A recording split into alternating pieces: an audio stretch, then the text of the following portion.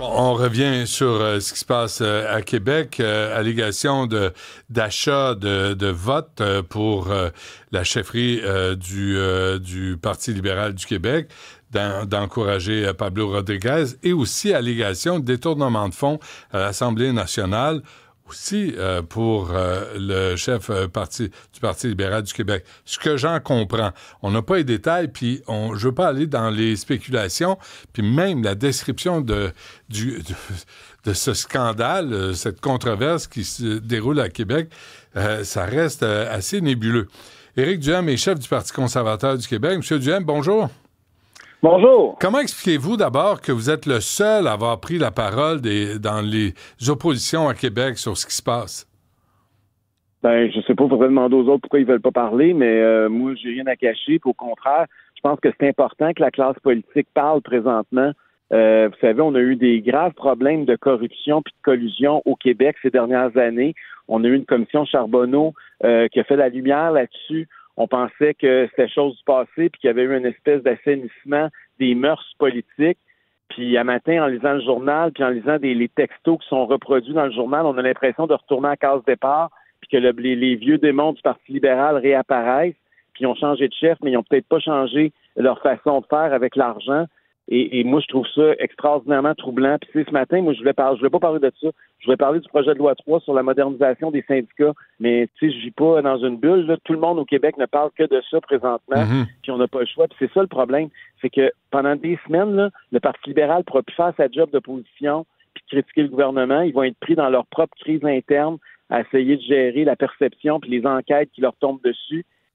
C'est très, très mauvais pour tout le monde. Moi, je me réjouis pas de ce qui se passe, au contraire. Ben non. Je suis désolé en tant que Québécois de ce qui se passe, là. Ouais. C'est une très mauvaise nouvelle aujourd'hui. Vous avez vu, Éric Duhem, que là, Pablo Rodriguez demande une enquête externe. Vous, de votre côté, vous demandez une enquête de l'UPAC.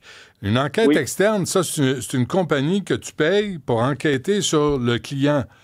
Moi, je suis un peu d'accord que ça prendrait d'abord et avant tout l'UPAC là, pour faire la lumière sur ce qui se passe. Ben, il me semble que c'est la moindre des choses, là, parce que, écoutez, il risque d'y avoir, là, puis il y a peut-être déjà 3 enquêtes ouvertes, puis moi, je demande est-ce qu'il y en a une quatrième. Là, bon, ce matin, vous venez de le dire, M. Rodriguez a donné le mandat à une firme qui va être payée par le Parti libéral pour enquêter sur le Parti libéral. C'est un peu bizarre, mais bon, ça va être comme ça. Après ça, il y a une enquête aussi du directeur général des élections, parce qu'évidemment, il y aurait une contravention à la loi électorale si les allégations sont fondées. Ensuite de ça, il y a une autre enquête, là, j'entends un policier passer, je sais pas si on parle du Parlement. C'est libéraux en ville. Hey, dites pas qu'il cherche le siège social du Parti libéral, c'est pas fin, là. J'ai pas dit ça. Mais la troisième enquête, ça serait celle potentielle de la commissaire à l'éthique, parce que si effectivement de l'argent du Parlement aurait été utilisé pour le Parti libéral pour détourner notamment de M. Rodriguez, ça, c'est la commissaire à l'éthique. Mais l'UPAC, je pense que c'est important, parce que là, ce matin, là, puis juste de la contravention à la loi électorale, là, c'est les pires scénarios de la commission Charbonneau. Là. C'est du monde avec des enveloppes d'argent qui achètent des votes à coût de 100 piastres. Là. C'est écrit carré noir sur blanc ou bleu sur blanc. Là. Et donc, ces allégations-là, elles sont très sérieuses.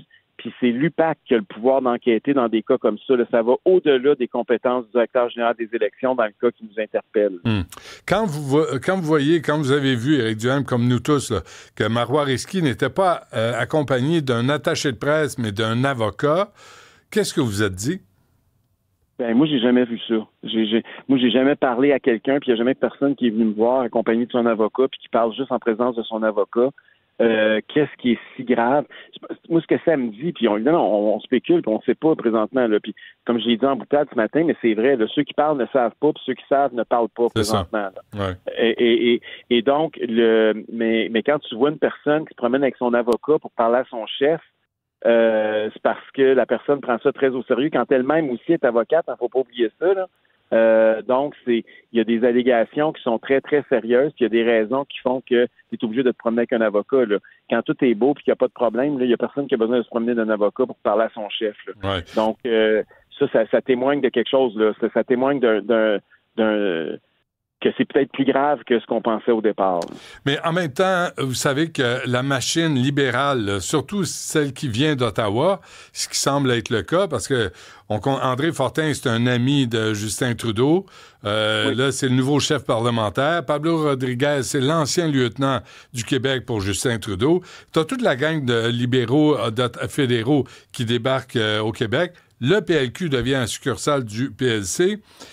Oui. Vous pensez pas que la machine libérale, qui est redoutable, va s'arranger pour couvrir cette marmite? Ben, c'est pour ça que l'UPAC doit intervenir, parce que on a l'impression là, que c'est le retour de ce qu'on a déjà vu. Puis vous avez raison de souligner qu'il y a beaucoup de libéraux fédéraux, là, mais il ne faut pas oublier que le Parti libéral du Québec aussi a été au cœur de scandales de corruption ces dernières années. Là. Et donc, est-ce que ils changent de chef, mais est-ce que c'est les mêmes organisateurs, c'est les mêmes enveloppes d'argent qui servent en arrière? Est-ce que cet argent-là provient des mêmes firmes qui essayent de profiter des contrats gouvernementaux? Mais c'est ça qui m'inquiète, là, comme citoyen, comme contribuable québécois, parce qu'on l'a entendu à la commission Charbonneau, là. Est-ce que c'est encore ça qui est à l'œuvre? Il y en a-tu qui sont nostalgiques du bon vieux temps, qui veulent que ça soit le good old Liberal Party, là? Encore? Ça, qui se cache derrière ça, parce que ça a l'odeur de ça. Des fois, quand il y a de la fumée, que ça pue, puis que c'est chaud, là, ça se peut que ça soit du feu, là. Oui. Mais là, il y a Mme Martinez-Ferrada qui sort du gouvernement de Justin Trudeau, qui est mairesse de Montréal. Les libéraux sont en place et le pouvoir leur revient. Ça leur appartient. Vous le savez, Éric Duhem, c'est dans leur ADN. C'est un parti qui est très, très près du pouvoir, effectivement. Puis c'est ça qui est plate. Si on fait de la politique pour nos idées, là. Moi, je suis arrivé à la tête d'un parti politique qui avait 100 pièces dans le compte de banque puis 200-300 membres à la grandeur du Québec. Là. Puis on l'a fait, puis on a bâti ça avec nos idées, puis on a rassemblé des gens qui pensent comme nous, avec pas une scène, une claque puis une bottine. Puis ça devrait être ça, la politique. Des gens qui se regroupent par intérêt et non pas par idéologie, ça donne rarement des bons résultats. Et puis je suis pas en train de... Il y a d'autres partis que moi, là, mais il y a des partis qui sont là pour des idées. Mais un parti qui est là pour des intérêts, tant qu'à moi, ça sert ses intérêts à lui, mais pas les intérêts de la population.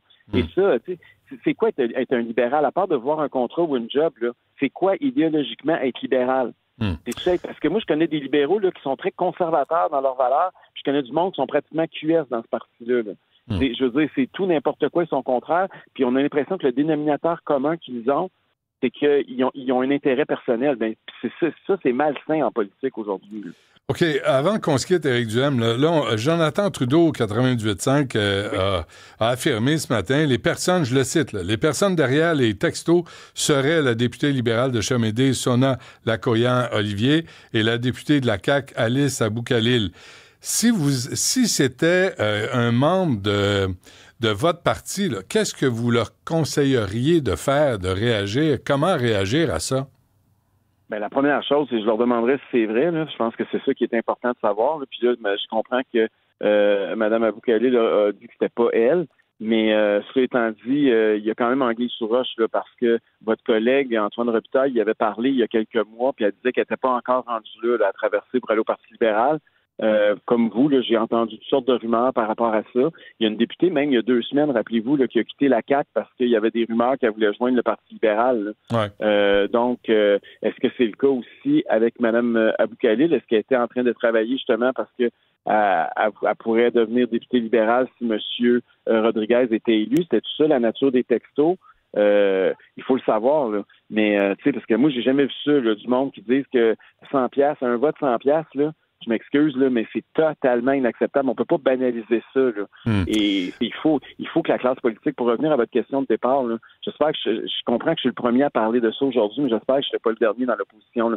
Tous les autres partis ont le devoir de se lever. Parce que c'est pas juste le Parti libéral qui est entaché, là. C'est la confiance des citoyens dans nos institutions. C'est le processus démocratique. On a la chance de vivre dans une des démocraties les plus anciennes du monde.